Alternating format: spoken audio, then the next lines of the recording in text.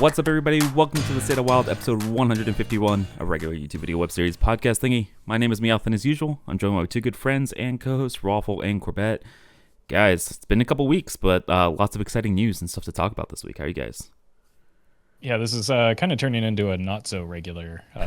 Look, regular every 2 weeks. That's fair. To be fair to us, though, it turns out Wild and Twist were not, in fact, saved. I know this is a big surprise. I thought this time for sure. But as we'll get into, it's been rough out there. But we do have some good news for today. Yeah, I kind of forgot what you guys were, what you looked like. It's been so long. It's all just, been such a confusing time. But no, very happy to be back here to talk about all things going on for the future in Hearthstone. And focusing a little bit less on what's currently been going on the past, week or two, maybe. Yeah. Speaking of the future, I feel like we really have to stop saying Wild is saved or Twist is saved in future balance patches, because every time we say that, Wild and Twist are indeed not saved. So if we don't say it for one episode or for one balance patch, does that indeed mean that Wild will be saved? Yeah, but counterpoint. What are we going to say at the open of the episode? True. We're not clever enough to think of anything else. That is right. 100% correct. And if my YouTube career has taught me anything, it's in the minds of Twitch chatters and YouTube commenters, repeating the same joke over and over again gets funnier each time. So the next time we're just going to get, all the laughs. Yeah. Next time funny for sure, right? Yeah. Mm-hmm. Yeah.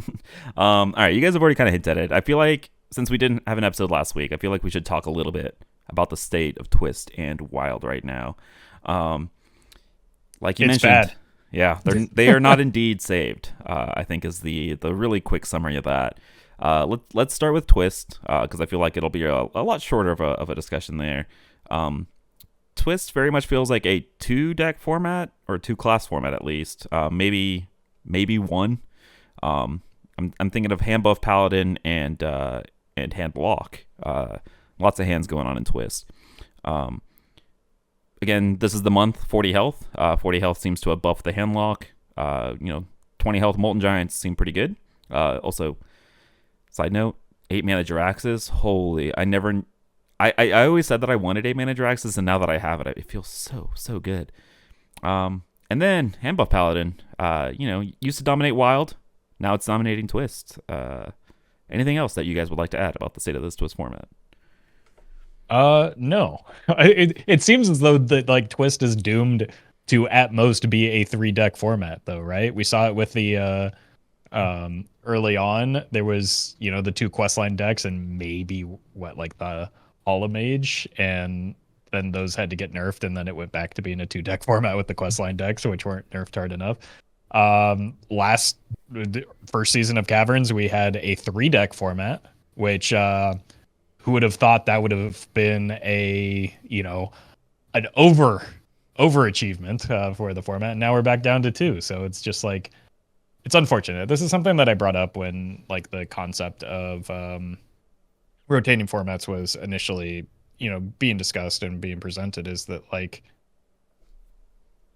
it's going to be difficult. It's not going to be that much easier to balance than Wild, because I don't know, some of these sets, especially in the future when things get a little bit more chaotic, weren't released with themselves in mind, right? So you're going to naturally, the example that I brought up is what happens if just by happenstance Shaman got the Flurgle expansion and the Toxfin expansion, potentially maybe with an Ice Fishing thrown in there.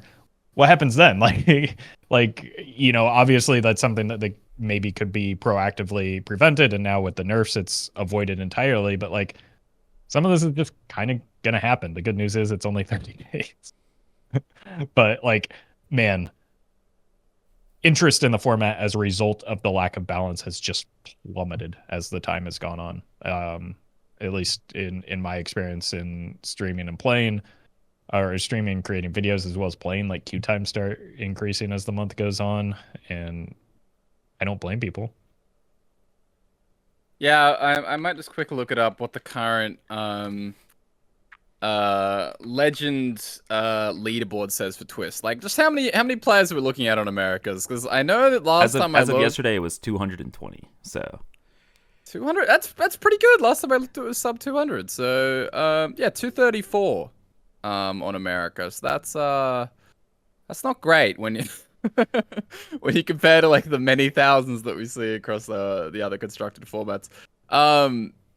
Yeah. I actually don't think the format is necessarily quite as unbalanced as it would initially appear. Like, I think if we're purely talking about like win rates and stuff, like I am like looking at my own numbers, and I have queued into apparently 43% Warlock, but I don't remember because that was many weeks ago when I was actually interested in Twist, and I have not touched the format for a little bit of time now. But yeah, I think that like I think purely in terms of balance, it's not actually as horrific as it might look, and it's not as bad, not nearly as bad as I think last month was. But I think the lack of interest, the lack of players, lack of experimentation, the fact that some classes, even if they might be okay, don't feel as fun. Like, I think there's a big reason why people are gravitating towards Warlock, and it's because that life tap button is kind of good, and people like drawing cards in a format that doesn't have cards. And Haylocks is fun, but yeah, like purely in terms of bounce stuff, I think Paladin is the issue. But what are you gonna do? I mean, like, there's a new format coming out in like 2 weeks, so it's like, what, we're gonna do a bounce patch like 10 days from now for like 3 days of the Twist format? It's like, no, I don't think that necessarily makes a lot of sense. So it is kind of like this difficult problem when you have this rotating format coming every month. And again, might be a reason to try and look at different time frames in the future to see how they line up with patch cadence. But we've talked about that before. So, but yeah, like Roffle says, I think interest in general has completely fallen off. I haven't really been playing Twist. Doesn't seem that fun. Queue time's not fun. Mirror matches against the same person aren't fun. And my community as a whole there's not a lot of Twist demanding going on when it comes to my streams and content. Yeah, I have to like smuggle my Twist content, just like post it without really announcing that it's Twist or anything. Just well, that's very appropriate, Ruffle. The Smuggler's Run. Yeah. Yeah, I'm done with hand buff though. That's a I don't want any association. You can only do so many hand buff Paladin videos in a row. Come on. Exactly. Yeah. I know. Again, like you said, new expansion next month. We'll talk about Twist later on in the episode. We did get some news about that, but I kind of agree with you about the whole time frame thing. But I think one of these weeks, instead of taking a week off, we should do kind of a deep dive of what went wrong with Twist, or what is wrong with Twist and stuff like that. I feel like that might be an interesting video where we go a lot deeper dive than what we have time for today. But agreed. Twist not in a great spot, but let's talk about Wild. Surely Wild's better, right? Like, saved. Is Wild saved? How are we feeling about Wild? Always saved. So we have 2 decks in Twist. Corb, how are we doing in Wild? Well, the neat part about Wild is that people don't want to play the broken deck, so like it can keep it away a little bit. That's like the one thing it really has going for it, is the tier 0 deck that no one's actually interested in playing. So they'll still play it because it's tier 0, but not as much as, you know, a Glare or a Disco or a whatever of the past. Yeah. It's not the most engaging deck to play, to be fair, which especially at higher legend tends to turn some people off of playing it. Mm-hmm. I don't know about you guys, dude. Hitting people for 26 damage bonks is pretty engaging and fun to me. I don't know. It's sincerely one of the most... I'm assuming talking about Questline Druid. It's sincerely one of the most... We are talking about Questline Druid. It's sincerely one of the most straightforward decks I think has ever existed in Hearthstone. Like, I've long said that about Even Shaman, but like with Even Shaman, sometimes you have to decide whether you want to trade or go face. With Questline Druid, you just like play the spells and point your hero at the opponent's hero, and then it explodes. Sometimes you have to think about, well, do I fully commit with these 0 mana 8/8s and 4/4s? Do I rush it? Where do I rush these 4/4s? The real only thought that you have to do is like how to efficiently complete questline steps. Like that's legitimately the only thought that seems to go into the deck at all. Other than that, it's just play green card, opponent's hero explode. Yeah, I think like most of the time the biggest thinking point is always like, can I afford to weave in this moonlit? Or should I just play a quest completing card? And like that's pretty much the only tension. Um and yeah, people don't want to play Questline Druid, and it's fine. That's it, like Druid as a whole, very good right now. Like it's not just the questline. There's Roffle mentioned the like high legend players don't really want to play this deck, but they do want to play a version of the deck. Like there's already being sort of experimentation in a deck that's a lot closer to the standard build, like more of the hybrid druid that we saw in the Twig Sphere meta. People are running Bran Astalor, and kind of going for late game, and that deck's very good in the mirror. And players typically like that combo a lot, the Bran Astalor stuff that you can do there. So people are doing that. But then there's also Mildruid. Mildruid also seems like it's actually quite strong, I think. First time I've ever said that. Usually I'm definitely someone that like poo-poos on the terrible bad Mildruid, but I think it's gotten to the point now where I'm like, oh, this is actually quite competitive. And I don't like that to say is that. yeah, that's kind of nasty. But I mean, everything that we're talking about, it's all centered on one card. It's Yogg. It's all Yogg. Like when we're talking about Druid, the next class that we'd be talking about would be Rogue, talking about Miracle Rogue. And it's all centered on 0 mana Mind Control, 0 mana Mass Hysteria, and then bouncing it. So you can play multiple 0 mana Mass Hysteria or multiple 0 mana Mind Control. Yep. Yeah, it's really funny. Standard is a one deck format. Twist is a 2 deck format. Wild is a 3 deck format. Maybe 4 if you're counting the Mildruid. It's pretty funny. But yeah, I mean, even in standard, like the highest win rate decks, they are Ramp Druid at high ranks, but it's also like Secret Rogue, because Secret Rogue is particularly good at playing Breakdance and playing more Yoggs. So it's like the exact same thing in both formats, basically. Hey, Corb, as the standard expert, would you feel confident in saying that Yogg might be on the chopping block in the next balance patch? I think with all my powers of deduction, I think we can expect Yogg to go to 16 mana. And just call it a day there. Yeah, that'll solve it surely. Yeah. No, I think like it's pretty clear that like the overlap between all of these decks in both Wild and Standard is just the existence of Yogg. So like nerfing Yogg isn't going to solve all of both formats' problems. It'll tone down quite a lot of them, though. like that's a big reset button for a lot of these decks that are kind of like crutching on it at this point. So it would go a long way. Just, I mean, I'm gonna go and be honest. Just like temporarily banning Yogg, like would do a lot for a lot of it's a card from the new players right set. now. They can't do it. They can't do it. They absolutely can. I mean, they have the technology. They'll never do it to a new card. Never. But I think that's a big mistake. that's a different conversation. But right. For a card that people bought from a new set, that there's no way that they would ever do that. Like, There are ways to reimburse the players and make right by them. You're going to lose a lot more players to the horrendous metagame in both formats than you will to people sad they can't play Yogg right now. That's in my opinion, at least. Yeah, it's a shit show. Like the card is. I mean, I think the biggest thing about Yogg is it always comes back to the biggest issue when a card is too strong. What is like the worst kind of card that can be too strong? It's the cards that punish you for being ahead of punish you for playing for board. Whether we're talking about Old Spreading Plague, whether we're talking about Flogal Tox, whether we're talking about this new Yogg. Actively punishing you for being ahead is the worst type of card to be overpowered.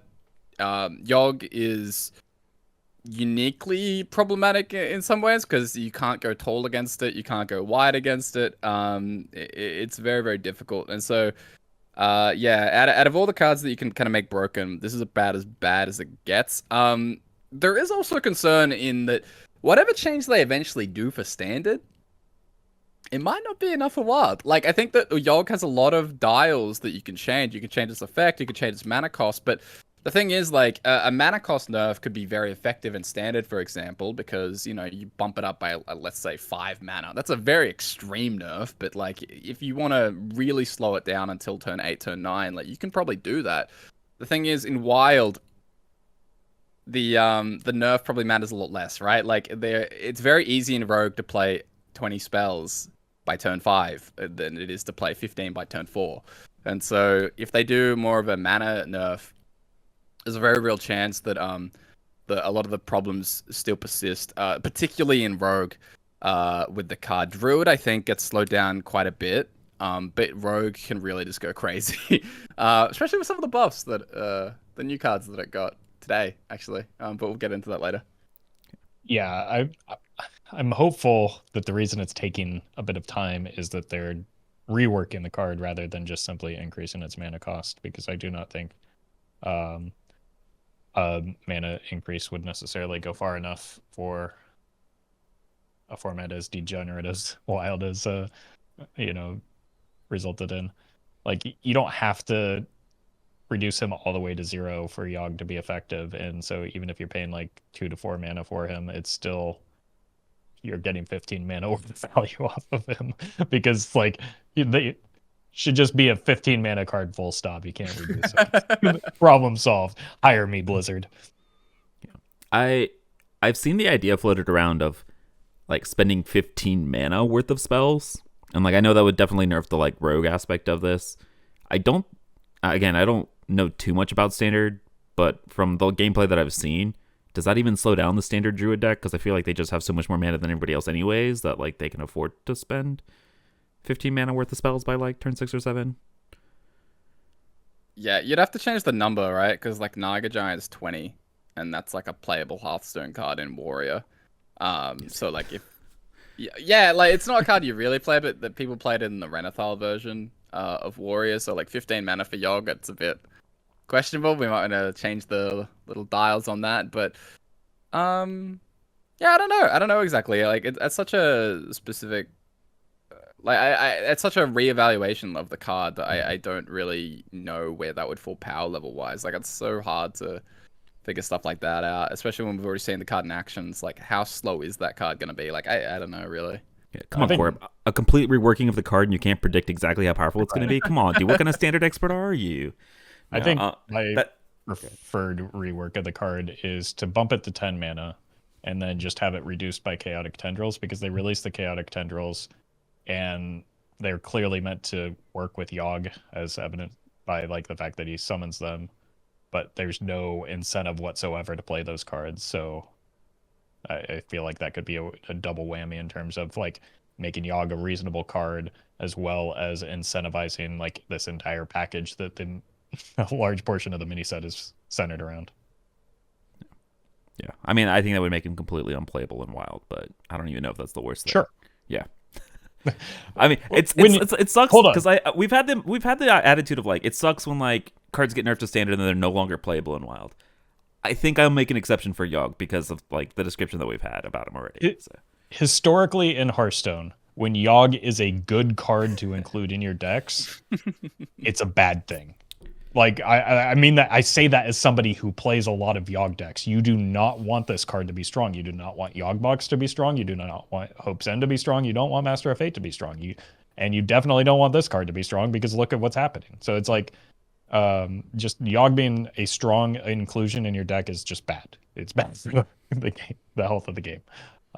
So fair enough. All right. Do you guys have an expectation on when this potential patch could be coming? Because it's not out today. So go ahead. There's a very narrow time frame, to be honest, right? Like we've got the expansion coming out on the 14th. We've got BlizzCon the 2 weeks before that.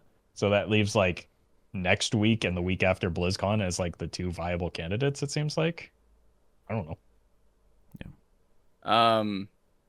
Yeah, I mean, I would assume like 2 weeks. But it's still like a very strange patch. Like it would be very weird for them to do any balance patch, to be honest. But I assume they kind of have to. Like I don't know. Because usually when we get the pre-order patch, the like the X.6.0, the next thing that we get is just like the expansion release. I think there have been a few exceptions. Like I feel like I remember when they nerfed like Dragon Queen Alexstrasza. I feel like that might have been in like this weird little time frame right before the next expansion came out, but I'd have to go and double check that. But yeah, it's pretty weird. So maybe we get one in like 2 weeks, or probably just 2 weeks. Like if we get one at all. Right. I think that was a big if. I did say that. Yikes. Yeah. Okay, if Yogg's gonna be around for 2 weeks, maybe I'm more open to this idea from Roffle of temp banning the Yogg. I'm coming around to that. All right. We've already kind of teased this in our conversations, but let's talk about let's pivot our conversation to a brand new expansion that's been announced. We've already come on to the third expansion of the year, and that is what is the name of the expansion? Showdown in the Badlands. So it kind of feels like an old Western, themed expansion. Cowboys, basically, corrupt lawmakers, yada yada yada. That seems to be. I don't know if there's any lore behind this. Roffle, feel free to step in if there is, but it feels very Hearthstone-y. I don't know, man. It's Badlands. I don't know if that's a specific place with things in the WoW universe. I have to ask because I know nothing. As somebody who played a lot of World of Warcraft and on the Horde side, mind you, leveled several characters to max level, what I can tell you about the Badlands is I have no idea what's there. I'm fairly certain that there is nothing there. I think it's just a desert, and they're using the desert theme to turn it into like a Western idea. I read something about Deathwing was there or something at one point. If you say so. Sure. Look, I'm given like hazy recollections of Reddit threads that are like the bottom of the comment chain. So it's all off. Yeah. All right. Corp sounds like he's turning into our WoW expert here. So I'm going to come to you now for lore questions. Oh gosh. This is your fault for saying you went on Reddit. Come on. You got to punish you somehow.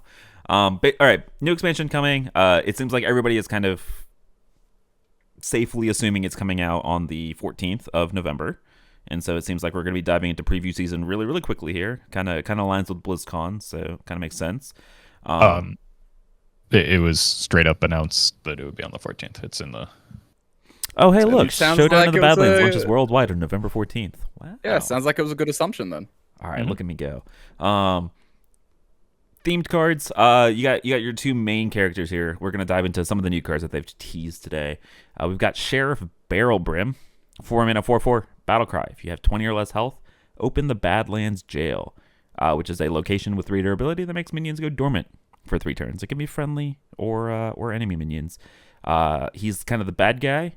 And then you've got this band of noble outlaws, led by Elise, Badlands Savior.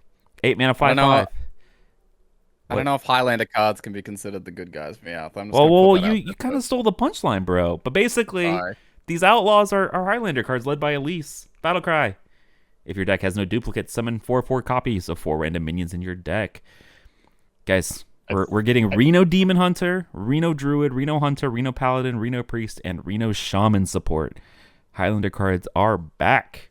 Really weird that they rotated Reno and all that out of the expansion, or out of the core set when they released these, but I think this is confirmation that playing Reno or Highlander decks is morally good. So, yeah, I think Corb, you're the bad guy here. That's what it sounds like. I'm gonna have to go read more lore to confirm or deny this. I don't. No. That's all the lore I need for determining this. Yeah, the good news for you, Corb, is this card looks kind of bad for Reno Priest. Unless you're playing like a Reno Priest, maybe. I mean, it's a board in a box, right? It's a board in a box. Yeah, I guess modern Reno Priest plays a little bit differently than like, the Inspire Hero Power you to death Reno Priest. So maybe there's hope for it. Maybe I'm being too hard on it, but like you get a monthful and it's just over. Yeah, but I don't know how long it's been since. Like, do you know how regularly we get to 8 mana these days? Like, what do you? Yeah, even Reno Priests are killing you by 8 some of these games with the builds that I've seen. Yeah, I don't know. Monthor, Colossus. Like This is an it's a 8 lot mana of boards. 5/5. 8 mana 5/5. Summon 4 random tech cards from your deck onto the battlefield until court. Yeah, you could get Plate Breaker, Skulking Geist, Steam Cleaner, and Unseen Saboteur. So you guys are priest experts. Ugh. And you're telling me this is the good guys. These are the good guys, is what you're saying. Uh-huh. Interesting. But yeah, we're gonna get 6 basically Highlander payoff cards here. They do mention that this is before Elise has joined the League of Explorers, so I don't think that we're gonna see Bran Finley Reno cards. But who knows? You know, I don't know. I know we already kind of know where Corb lies on this. Roffle, are you excited to see Highlander cards back? I gotta say that. Yeah, sure. What's our general rule for the wild meta? If Reno decks are playable, things are looking pretty good, right? Or relatively healthy. We updated the rule. It's if Beast Hunter's playable, then the format's good. Beast Hunter's always playable. It's just nobody plays it. Did the truth hurt? If I'm playing Ouch. Beast Hunter, the format's good. Yeah. All right. That being said, we've also got a couple new keywords here. So let's talk about Quick Draw, a very flavorful keyword here. So cards that have the Quick Draw keyword get a special bonus if they're played the turn they enter your hand. So that means it specifically says enter your hand. I'm assuming that means that like if you secret passage into a Quick Draw card, you'll also get the effect. So it's not just drawing the card specifically. But the examples that they have this card called Dehydrate, which is a shaman spell for 3 mana. It is a 3 mana, deal 4 damage to a minion with lifesteal. With Quick Draw, cost 1. So potentially 1 mana, deal 4 with lifesteal. Seems actually really powerful. And then we also have Trolley Problem, which is a 3 mana spell that says discard your lowest cost spell. Summon 2 3/3 tram cars with rush. But if you quick draw this spell, you don't actually discard your lowest cost spell. I don't know if that's upside or downside in our format, but quick draw keyword for a format kind of as fast as wild, with a format with as much draw that wild has. How are we feeling about the quick draw keyword? It seems a little bit easier to get quick draw value off of something like Dehydrate, where the cost is being manipulated, because like the risk is you draw a Trolley Problem after you life tap on like turn 4, or you draw it before turn 3 and you're just like not there. But at the same time, 3 mana 6/6, and as we've learned, that's first of all pretty good on its own. Second of all, discarding cards isn't necessarily a downside. It is a little bit hard to manipulate a Soul Barrage to be your lowest cost spell, though. But if it's your only spell, and your only others, like, at least in your hand, maybe that could be upside. Either way, I'd rather just not think about Disco Lock after the month that we had previously. So, yeah, Quick Draw's mechanic. I know it's very like flavorful, right? Like it feels like I heard some people when the leak happened on the thread. I think someone guessed something very close to this, where it was like if this was like the first card that you played a turn. So, yeah, I don't know, flavorful. As for the actual gameplay of it, I don't know. I feel like I'm like low on it in terms of the gameplay, but I obviously need to see like more of the quick draw cards in general. Like we'll see, because it feels like it might hamstring plays a little bit, where it's like you feel like you just top deck the quick draw card, and then it's like, oh, I just have to play that this turn. And rather than being more of like a meaningful choice and stuff, but I will say, like, you don't really know what the mechanic's going to look like until you see all the cards for it. yeah, generally, I try not to evaluate like mechanics. Rather, I look at cards. But like, this is one where I could very well see that being like it could lead to frustration simply because of like the timing of the draws could present some problems. So it's going to depend on how big the downside is compared to how big the upside is. Like something like a Dehydrate, that looks pretty innocuous and doesn't feel like it wouldn't feel terrible to play even as a 3 mana deal 4. Even something like Trolley Problem, if your deck is constructed in certain ways, it might not be that big of a deal. You also should, have some condition to be met in order to make a 3 mana 6/6. So like, I don't, I don't know what we're going to see from the rest of the cards with this mechanic on it, but like, um, I don't know. I like when it comes to keywords, I just like to evaluate the individual cards, Yeah. rather than the keyword as a whole, because I feel like that's more, I don't know, a more complete way to like. Inspire didn't fail because Inspire is a bad keyword. Inspire failed because Inspire had a lot of really just trash tier overcosted cards associated with it. Yeah, I will say one thing about the mechanic though broadly is that it does pair like very interestingly with Dredge, which hasn't completely rotated out. They'll be together for like one expansion here in Standard. Yeah. My two co-hosts out here making fun of my questions and how they hate them is what. No, it's not. It's a very common question that I get like from chat as well. But it's just like I don't know my preference and how I'm evaluating cards. I don't think it's wrong to I mean, do it I will differently. say I like evaluating keywords in addition to obviously the card quality is going to determine whether they see play, but I think on the surface, Quick Draw seems a lot more appealing to me than something like Inspire, right? Or even something like Forge. But I don't know. Maybe that's it doesn't. It's not important. It's not important. Speaking of, let's talk about the So other. what you're Keyword. saying, so what you're saying is you just like playing the green card. You don't. That's If what. the Did card's you not green, hear you me play. earlier, dude? Bonking people for 26. So Okay. satisfying, man. It's so Okay. satisfying. That makes sense. All right. The other keyword here is a very flavorful keyword for this expansion. And that is excavate. And so the bad guys, they're mining for treasure. And so the way that this works is you've got 5 classes. You got Death Knight, Mage, Rogue, Warlock, and Warrior. That are going to be associated with this excavate keyword. So it's going to be really wordy. You guys are going to have to bear with me. I'm sorry. But basically, every time you play a card with excavate, you are going to get one. You're going to go up kind of like a ladder of treasures. So the first time you excavate, you're going to get one of these 1 mana common treasures. And so you have like a 1 mana 2/2 with Rush, a 1 mana spell that deals 3 damage, 1 mana. Hey, don't rate them all, Meowth. That's so many. I'm sorry. All right, fine. But you get one of these common treasures. The next time you excavate, you get a 2 mana rare treasure, a 3 mana epic treasure. The third time you do it, they scale. Obviously, they get a lot better the higher tier you go.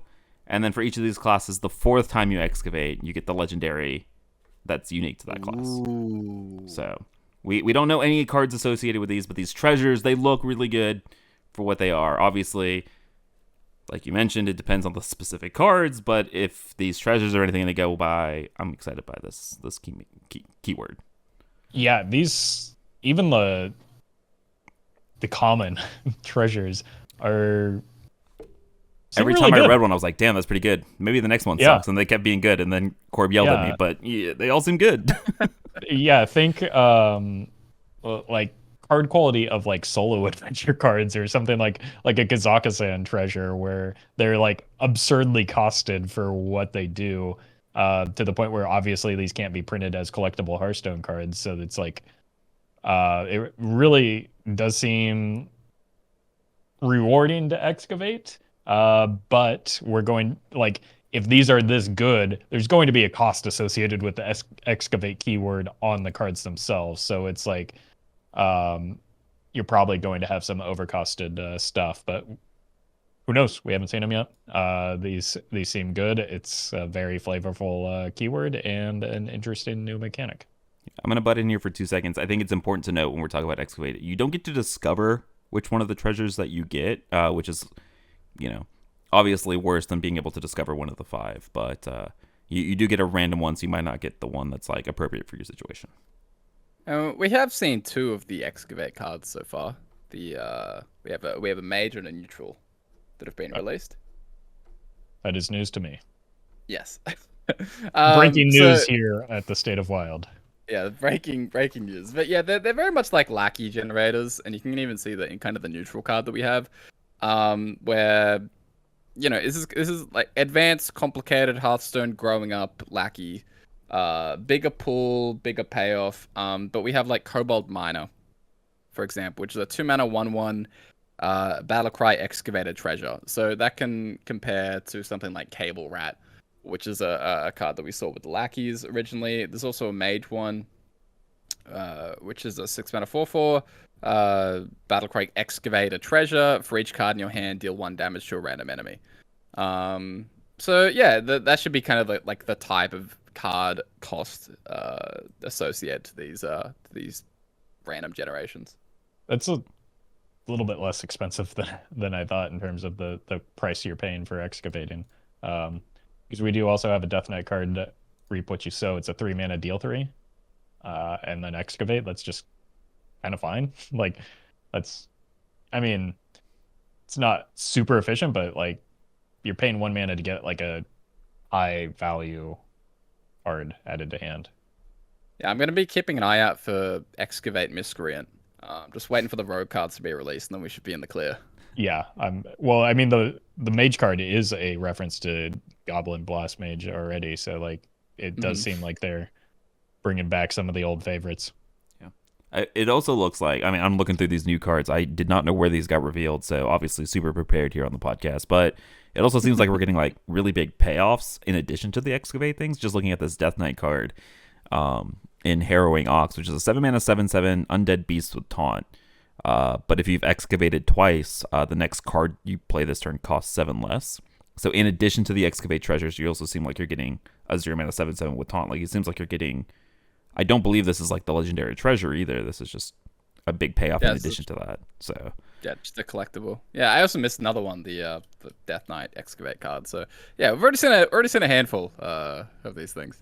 Yeah, we're super prepared here. Let's go. Again, I guess. So it seems like we're all excited for Excavate. That's really easy for me to say. But I mean. Again, we do play Wild, so I'm gonna be interested in seeing what these payoffs look like and the actual cost for the Excavate cards. While we're in here, we also have the Reno Hunter payoff legendary. If you guys want to talk about that for 2 seconds, that is Thaldurin the Lost, which is a 4-mana 3/4 battlecry. If your deck has no duplicates, it gains immune this turn and attacks all enemies, including the enemy face. That seems really, really nice if you can buff it up with some of the cards that Hunter's gotten as well. It's Reno hand buff Hunter. But also just like baseline, seems like it's a 4-mana deal 3 to everything, which is powerful. We saw this card. It did less than this in Curtis, and it was very useful in a lot of contexts. This is reliable and goes face and hits all of the minions and is in a class that doesn't have strong clears. Pretty good. Just curve this out with Bran and you're set.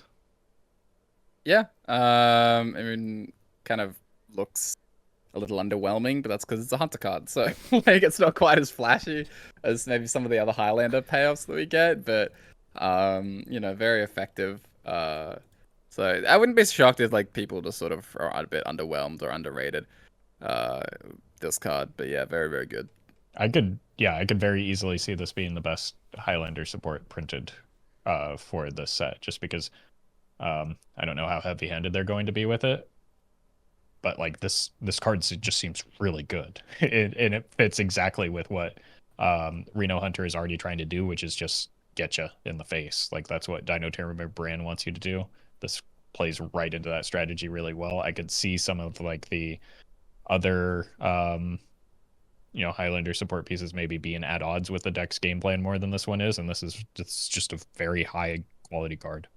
Yeah, dude. Even when Corbett's praising Hunter cards, he also has to take shots at Hunter cards. When I like Hunter. What are you talking about? I'm saying I think it's strong. Hunter cards are typically sneakily powerful, I think. I think what it is it isn't like the big flashy value engine that a lot of people want out of their Reno support pieces, but that's like, again, that's at odds with what Hunter excels at. So you wouldn't want your Hunter card to be something like a Dragon Queen Alexstrasza, right? Or or the new Priest Murazond. Like, that's not what Hunter wants to be doing. So just, I don't know, stick with what it's good to get cards that play into what the class is already and the deck is already good at.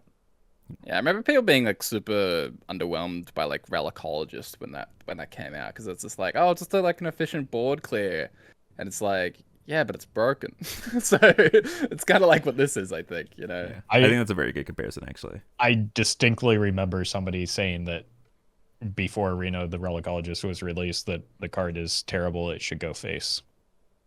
I'm glad I waited to step in there because I was the one person when it came out. I was like, man, this is boring, but damn, it's strong. And I was one of those. So, yeah, I think the same thing for this guy. Last but not least, let's talk about the free legendary. With every expansion announcement comes a free legendary that you just log in and claim. And for this expansion, it is Thunderbringer, 8 mana 6/6 Elemental Beast. So it's a 6/6 with taunt. Death Rattle, summon an elemental and beast from your deck. That is a 8 mana 6/6 tutor 2 cards to the board. I don't know.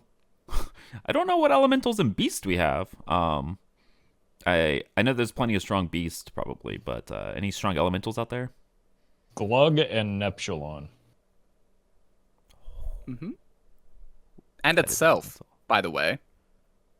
If you make copies, if you Muckmorph for it, yeah, like hypothetically, a Muckmorpher was played. Like, hypothetically, on turn 3 after you play a weapon or something.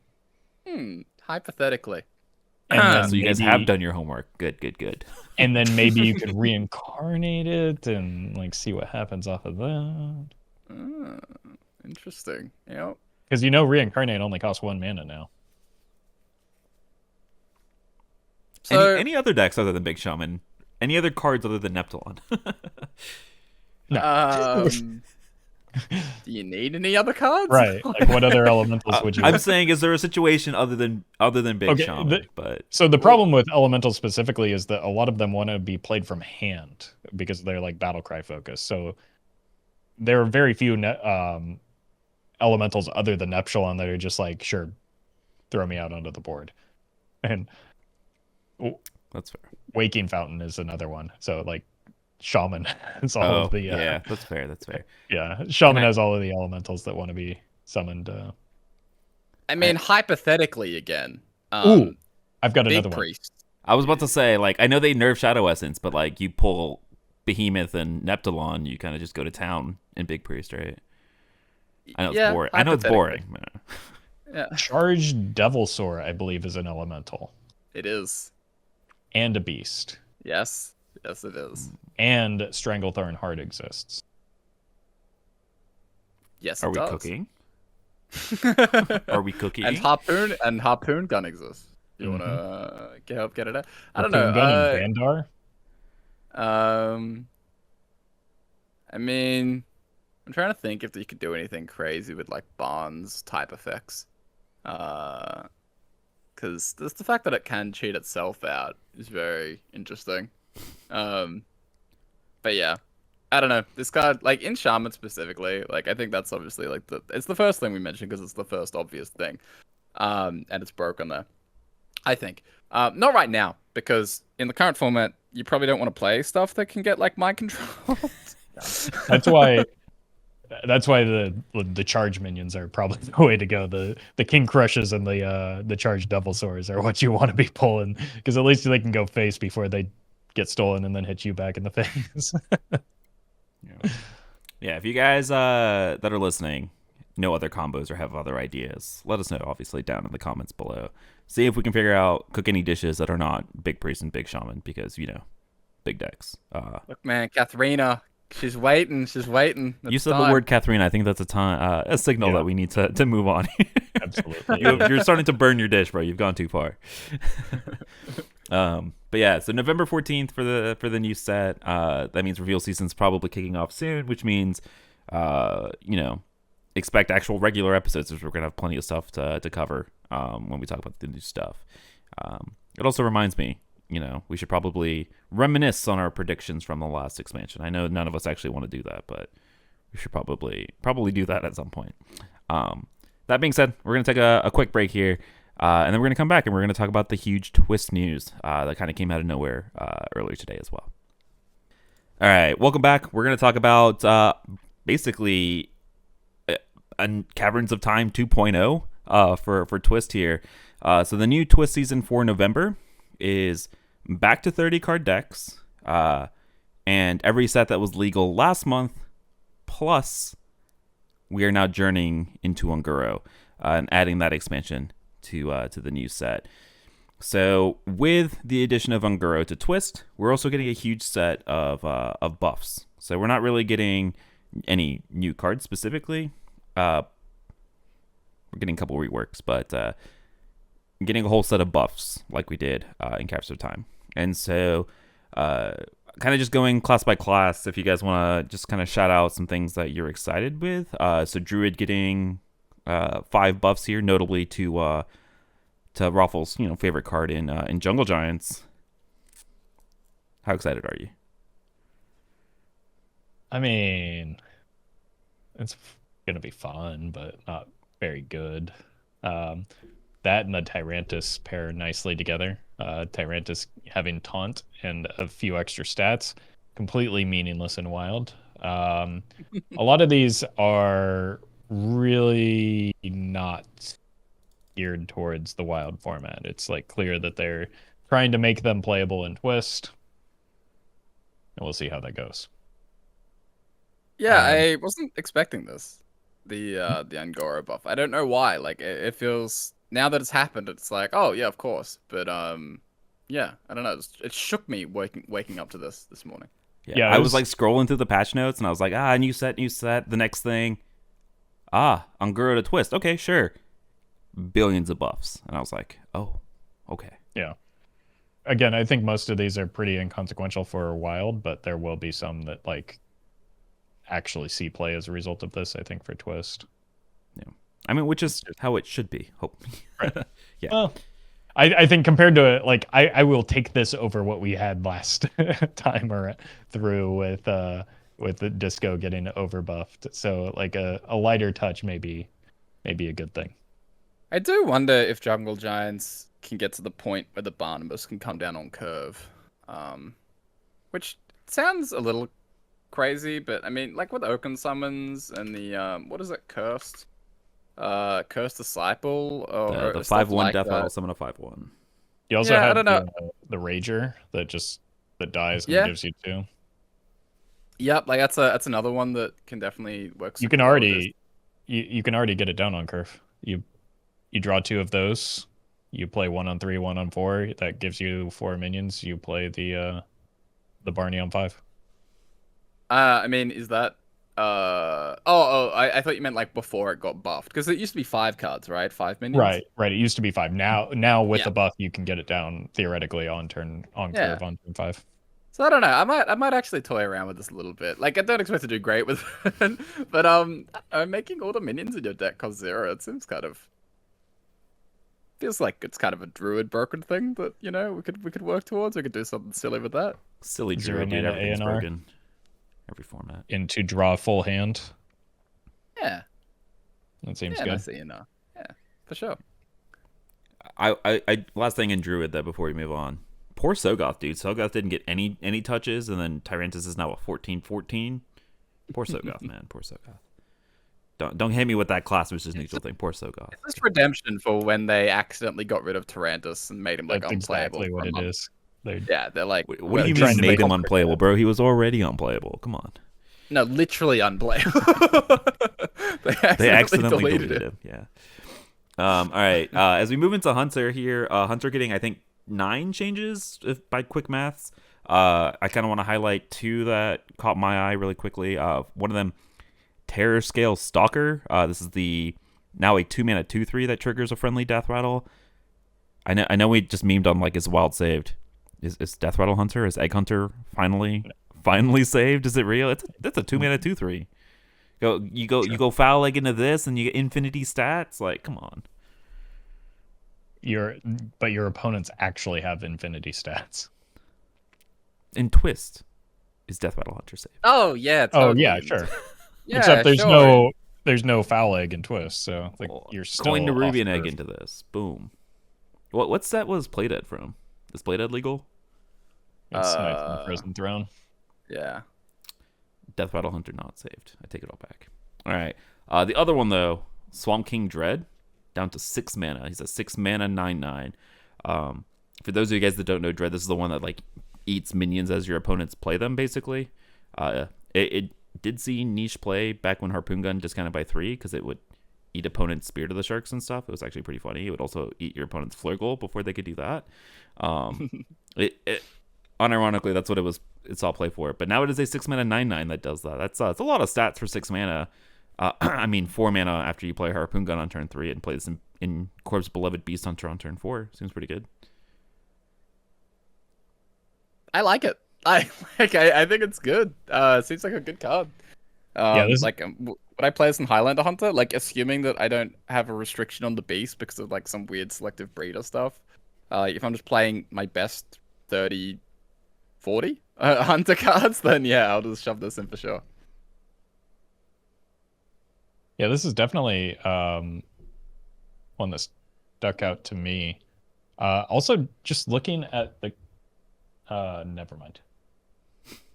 I misread the name of the card, but yeah, this more than Terrascale Stalker is one that stuck out to me as a card that would be playable in our format. 6 mana is not very much mana for a 9/9. Look, one of these days, Egg Hunter will be back. Okay, Terrascale Stalker being buffed to 2 is just a step in that direction. Okay, I quite simply think that we are long past the point in Wild Hearthstone where Egg Hunter is within the realm of possibility. Until but I'm gonna be playing Life Coach Hunter, and that's in the possibility, right, Roffle? No. Roffle putting down all the fun ideas. Roffle, I expected that from Corb, not from Roffle. What's going on? I'm a realist. All right, moving to Mage. Mage getting 3 buffs here. Only one that's ever relevant is Pyros. But even that's not relevant. It's not. Can we talk about what's going on with Mage? Can we talk about like how it keeps getting garbage with these buffs when they've done the twist chains and stuff? And it's already like the worst class in the format. Yeah, I don't know what's going on there. Yeah, it's gonna struggle a bit. Does it have a way? Well, maybe it should struggle because it is getting the quest in this format. So it's a nerfed quest, like that. It's a nerfed quest, and it wasn't even good at this time, right? Like in this era, it wasn't good until it like rotated to Wild, basically, or until like right before it rotated to Wild. So it had the Exodia combo in Standard for a while with the quest that. Not during Unguro though. Like I would not expect this quest to be playable. Sork is now Fork. All right, 4 mana Sork now. So that's exactly. That's where it's not a concern. Terrible class. Embarrassing class. Would Pyros change the needle if that third version was a 6 mana 10/10? Give it Lifesteal or something, man. Like, what are we? You get Lifesteal with Jaina. That's not in this format. Oh, yeah, I see. All right. Mage is sad. Mage is not going to be good in Twist because Paladin actually getting some sweet stuff here. Some stuff to highlight for Wild specifically. I know even Paladin is kind of cope, and nobody's going to play it even if it ends up being good. But Vine Cleaver is now 6 mana, which is potentially relevant. I don't know if you play it over Horn, but maybe it's a different build of the deck. Maybe more importantly though, Light Fuse Stegodon. So this used to be a 4 mana 3/4 that adapted all your recruits. It is now a 3 mana 3/3 that adapts all of your recruits. I don't know, dude. Is Odd Paladin like secretly the best deck in the format that's nobody playing? Or is that's probably still Questline Druid. Yeah, Odd Paladin does seem like it's maybe close, like to being fine, especially, and this does help it. So, could be a concern. I don't know if it's a concern so much as just like a playable card in the format. Yeah, Odd Paladin's fine. Like I think it's quite playable, but particularly at high ranks, that York card kind of undoes a lot of the good. Like in an ideal world, it would be such a nice counter to Miracle Rogue, to go wide, and they just couldn't deal with all of this stuff. But then they just play York and AoE, and it's just like, oh, okay. Yeah. All that hard work. Yeah. All that hard work of me pressing that button. I don't know. I feel like if they nerf Yogg, though, Odd Paladin stonks way up, though, right? Because with this, with Warhorse Trainer and Quartermaster, and dude, I forget his level up back to 5 mana as well. Like it is. Yep. That Odd Paladin class seeming pretty good. So. Yeah, Odd Paladin, Paladin in general. Odd Paladin, definitely benefiting a lot from every other. Like a lot of the other decks just got wiped, right? Like they They No got mech decks, none of actually, that. yeah. So Odd Paladin kind of getting away with things. Don't want to play it, but it wouldn't shock me if it was Sleeper good. post Yogg nerf. It could even creep up into tier 1 for like majority of ladder. That would not surprise me in the slightest. All right, let's pivot to Twist here though. Paladin maybe already the best class. Getting 7 buffs here. We talked about Vine Cleaver, Stegodon, so it seems like in addition to hand buff Paladin, we might be just talking about good old mid range Paladin, Dude Paladin being good because this is also Unguro. Yeah. Remember, this was peak Dude Paladin because you had Tarim as well that got released in here, which is so. In addition to hand buff Paladin, we might also just have Dude Paladin / mid range Paladin. We also just have Hydrologist, which seems like a very good card now. Is now a 2-mana 2/2 Murloc that not only discovers the secret but also cast it and plays it for free, which seems kind of insane. So Paladin stonks way up in Twist is what I'm getting from this. I mean, it's just like way better than like Mad Scientist, which just already isn't like Yeah. bad, you know. It just has like a deck building cost, but now it's just like way better than that. So, yeah, Paladin keeps on winning, dude. I'm excited for Paladin. I love Dude Paladin. I love mid-range Paladin. I was gonna say Roffle is not excited. Look, it's not the most riveting gameplay, but this was like this is peak board-based Paladin, you know, board-based gameplay. Quartermasters and Taroms and the 3-mana 1/4s to make more Taroms. Like this is peak Hearthstone, dude. If you say so. This is nostalgic Hearthstone at least. All right. Priest getting a bunch of buffs. Awaken the Makers getting a big buff. Your board priest and everything like that. Roffle getting some buffs as a result of this. Not only need to summon 6. The Miracle Priest gamers are getting some love with Lyra. I don't know if Lyra even saw play in those decks, but it's 4 mana now, so maybe. Other than that, anything interesting for you guys from Priest? Just to be clear, you don't play Awaken the Makers and Board Priest. That's silly. You just close out the game and win. You don't want -1 card in your hand. It's about Weasel Priest, Meowth. Come on. Dude, same. It's like you don't even know me. It's not the same thing. My bad. Not the same thing. But yeah, I'm excited about that. There have been legitimately times where I just desperately needed like one more Death Rattle and I won the game at the back of Lyra against aggro. So like this could make a big difference.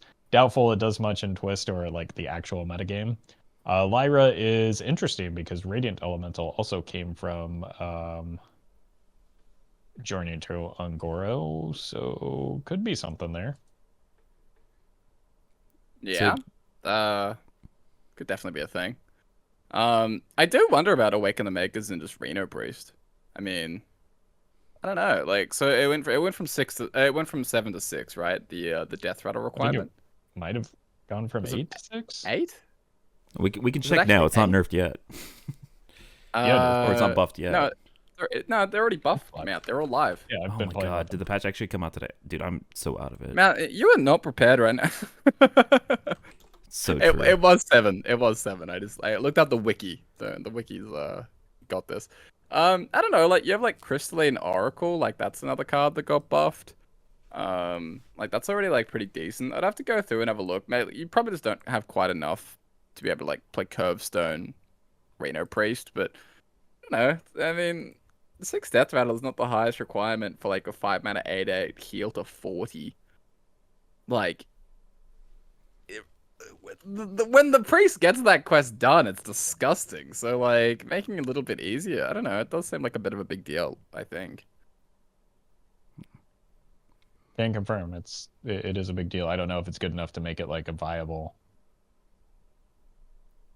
Alternative consideration. Yeah. Like, yeah, but it definitely is a. I don't know. It gets it closer, but also. Again, how do you deal with like the Yogg shenanigans? Like, look, post Yogg. Okay, we're in a post Yogg world. All right. Yeah. Could you It's just play this? Could you play this version of Priest in Twist? For sure. Yeah, because you do have like Death Rattle synergies from Naxxramas. You have like N'Zoth to bring stuff back, so you could just go for a heavy value oriented list. I mean, I've done it. In current Twist, it it gets a little bit better. You don't have ways to, I think, like send the Amara back to hand, which is a bummer. So, but like there aren't many other classes that are healing to full, even just the once or going to 40 after this month is up. So could be something there. It's youthful brewmaster's time to shine. Let's go.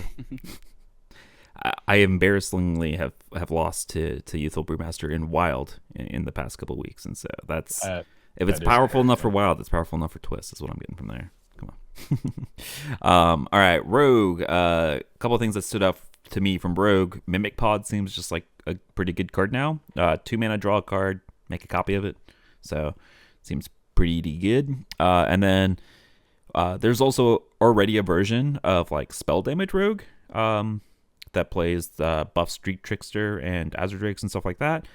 You maybe get to just play these razor petals now in rogue because all of the petals now deal 2 damage instead of 1. So these used to be like 1 mana spells that dealt 1 damage. They're now like 1 mana spells that deal 2. Seems not bad for that specific version of rogue. Yeah, it's basically like you're getting built-in +1 spell damage onto them already, and they're just kind of like fine cards. Like they're the mage cards now, right? The without the mana thirst, which is fine. But Mimic Pod is the one that stood out the most to me out of all of these changes, as just like this is probably a wild playable card now. It'll probably slot straight into Miracle Rogue. And even if Yogs are nerfed, that's still just kind of going to be a thing. Like, yeah, so a little concerning there. Yeah, seems like a good card. So good addition to Miracle Rogue. It needed it. It's gonna need it once y'all get nerfed. Come on, that's the right mindset. Come on, Shaman. Anything exciting to you guys from the Shaman set? I think Stone Sentinel getting 2 mana knocked off of it, and the quest getting 2 Murlocs knocked off of it. Is that interesting enough? No, but I did play some Kalimos today, and I got to tell you, still not a good card. Sorry. Aww. I was so you baited me so hard this that thought you were gonna say it was good. Fuck. That was mean, Roffle. You didn't have to do that. I didn't have to, but I did. It was fun though. Yeah. What Kalimos was fun or baiting Corp was fun? Both, yeah. Yes. Spirit Echo is maybe a Carlstone card now. It does say nature on it. You can play it on giants, arcane giants. I hear that's a viable strategy in the world of Hearthstone. Maybe a Yogg-Saron, perhaps. So yeah, maybe there's like maybe instead of doing, maybe there's a way to like re-engineer Frog Shaman in some way with a whole bunch of giants and Yogs. A brand new strategy the world is yet to see. So let's go ahead and move on to Warlock then. Oh. After y'all gets nerfed, I'm gonna start a new campaign for Arcane Giant to 16 or something like that. Oh god. All right, Warlock.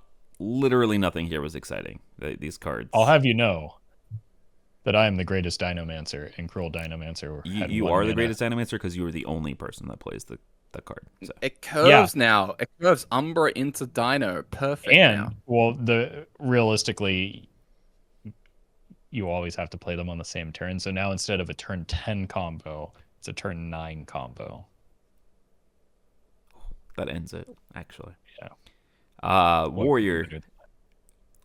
I mean, the one that's exciting to me is the Direhorn Hatchling in the Control Warrior builds in Twist, because that's a lot of stats that you're shuffling in and getting back with N'Zoth, but don't know that the any of the other stuff is super interesting. Sudden Genesis feels like a card that I've been baited by a lot in the past, and I refuse to be baited by it again now that even though it's getting buffed to 4 mana. I could see Direhorn Hatchling being a very good Twist card for sure. Like, especially you've got the quest in there.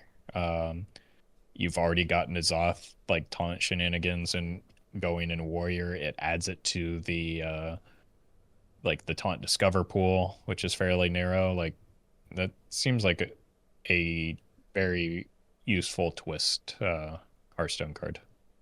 I also wonder about Twist with King Mosh. considering like Death Spite hasn't left the format. So that could be good as well. It's like that's a very high tempo play if you like swing Death Spite, play the Mosh. Yeah, and that's Mosh is a it's 9/9, also right? 9/7, I think. Yeah, he's a 9/7. Yeah, 7-mana 9/7. Yeah, and I think something that we take those kind of plays for granted now, especially as wild gamers, but like that's not really a common play that you have available in a format like Twist. So yeah, that's probably a good look as well. All right, let's move into to the neutrals, where you get a bunch of little stat adjustments or little shifts in numbers. None of them really relevant except for the one at the very end, and that is Elise, the Trailblazer. God, I love this new Elise. Battle Cry. There's one more. I think there's one more, but yeah, sorry, go ahead. I'll let you do it after we talk about Elise, because I know you're not gonna like this card, but it's she's still the same 5-mana 5/5 that shuffles a sealed Unguro pack into your deck.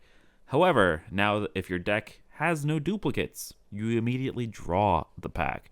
I guess it's a little bit of downside because now you can't like Shadow Visions loop it in Priest, but I don't know, it's a Reno card, and every other class gets to play it, which is pretty sweet. So, big fan of the Elise change, and I'll let Roffle talk about Elise, and then Corb, you can talk about your whatever card you want to talk about. Wait, why do I have to talk about Elise? She's because you're the Reno gamer, dude. Yeah, but like not like this. Not like this.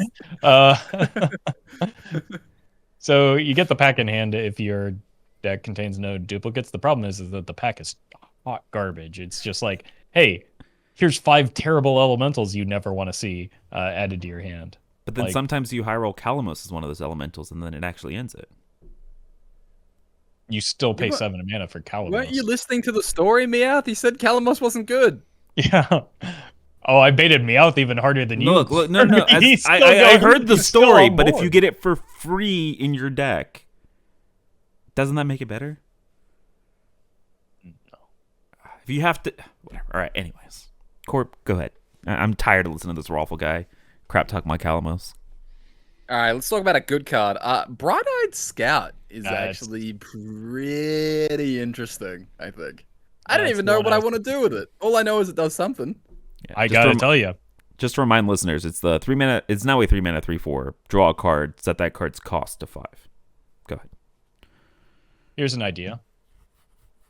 What if you dredge a Yogg to the top of your deck and then play a Bright-Eyed Scout, and then it costs even less mana? But then you're playing minion good. in your Yogg deck, and that's surely not worth it, right? You could justify playing playing Yogg in like no. your What do you Shadow mean, dude? deck That's a at that minion. point. You can't play minions in your Yogg deck. That's illegal. Oh, you absolutely can. But there's got to be something there, right? Like mana cheat good. That Bright-Eyed Scout was absolutely the one I was looking at too. Big Spell Mage maybe could be interesting trying it out. In Twist, like even just like Handlock, just play it on curve and Handlock. Sometimes you get a Mountain Giant that you can instantly play that turn, or a Molten Giant that you can instantly play that turn. Well, you have to take 5 damage, but Mountain Giant for sure. So yeah, that'd be quite a strong play for an Ungoro type format. I feel like you guys are forgetting all of the times that like you play this card and then you like take your 1-mana spell and turn it into a 5-mana spell. Like, no, I mean, build the deck around it a little bit, or just like just be good, bro. Okay, it's a spider tank, right? Which is not exciting. I'm assuming we're talking about wild here, right? Like a spider tank is not exciting. Well, I'm talking more Twist when it comes to Handlock stuff. I think like in wild there would have to be something more specifically degenerate, which is possible. Like it is possible that with some sort of deck stacking, such as with Order in the Court or with like an aquatic form, where you could actually tutor something quite specific, like that is a possibility. But I think that in wild it's probably not viable, because like the deck cost is so low that I don't know if there is like an Order in the Court thing, but maybe there is, where you can just like stack it, draw 1 card, play the Bright-Eyed, and you get like a broken 20 mana card that costs 5 for so like I don't know. But yeah, in Twist, like Handlock is pretty interesting, I think, because it's either Spider Tank that just keeps like Spider Tank that maintains hand size, or you get like a 5 mana Jiraxis sometimes, or a Mountain Giant, or a Molten Giant, or whatever. Yeah, I found that Jiraxis on curve just kind of wins games of Hearthstone in Twist. So a Jiraxis like 3 turns ahead of curve is going to end those games a lot quicker. All right. You guys are excited about that. I'm excited about Elise. This is the dichotomy of the people on this show. But yeah. Twist in general. Apparently these are live, by the way, if you guys are listening. I did not know that. I thought this was coming in whenever the balance patch was coming. But apparently those are live today. So you can play with these buffed cards in Wild for now, but you can play with them in Twist next month. We had our Twist discussion earlier this week, or earlier on the episode rather. I don't know. Does Unguro being in Twist change your attitude towards the format? Oh, I swear to God, I thought you were gonna say is Twist saved. What a is Twist callback saved? There you go. No, I've learned my lesson. I'm not gonna ask you that question. We're not allowed to utter those words. But are you excited about the Twist format now that we have Unguro? A little bit more than if they were just going to use the same sets as before. Like it adds a new wrinkle to actually like work through. But I don't know. My enjoyment of the format is typically tied to how other people are receiving it, and the combination of like the little promotion, the high barrier of entry. A lot of factors have made that Twist not terribly popular. So it'll make it hard to create content around it and be excited for it. Like I want the format to succeed, but I'm skeptical, given everything that we've seen so far, that it will have much success. So I don't know if it's a good use of my time to prepare for and play the format.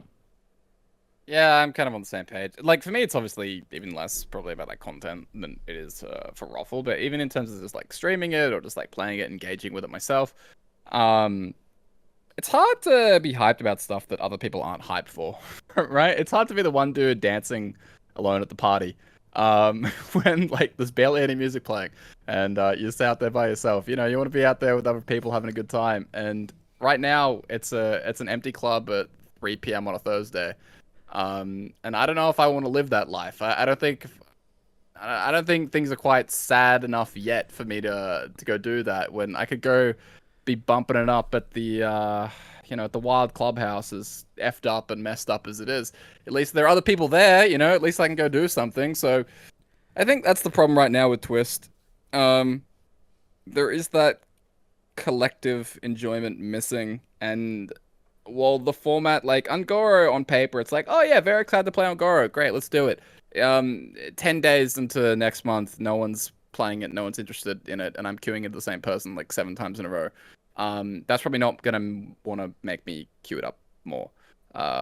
So it's less of an issue about the format itself and more like big picture in terms of general engagement and everything. So that's a general impressions of Twist. I think Paladin is going to be one of the Hearthstone classes of all time. Hot takes. Already is. Yeah, I think the answers to that question have all but cemented that eventually, after a preview season, that we need to do a deep dive into the issues of Twist episode, something like that, when we're starved for content 2 weeks into an expansion. But yeah. All right. Anything else you guys want to talk about? Wrap things up. I know it's been a while since we've had this, so open floor. Anything else you want to talk about Hearthstone? Are we good for this week? Yeah. Right. Generally, I am excited for the new expansion. I like the aesthetic. I like this theme so far. So hopefully it doesn't disappoint. Yeehaw! Hashtag nerf Yogg. Boom. There you go. Guys, thanks for joining me. Appreciate you guys. Joining me every other week to talk about Wild and Twist. Appreciate you guys. Let the people know where they can find you guys and your content. Yeah, you can find me on Twitch and YouTube playing Twist and Wild at Roffle. You can find me at Corbett on what was it, twist.com, or you can always find me at Corbettgames on Twitter and YouTube as well. You guys can find me at GetMeowth on all those platforms. We appreciate all of you guys that listen to every episode all the way to the end. Appreciate you guys a ton. And we'll see you guys again in, I was going to say 2 weeks, but preview season seems like it's starting. So we'll see you guys again next week, right? When we have plenty of new cards to talk about for hours and hours. Appreciate y'all, and we'll see you guys again next time. Later.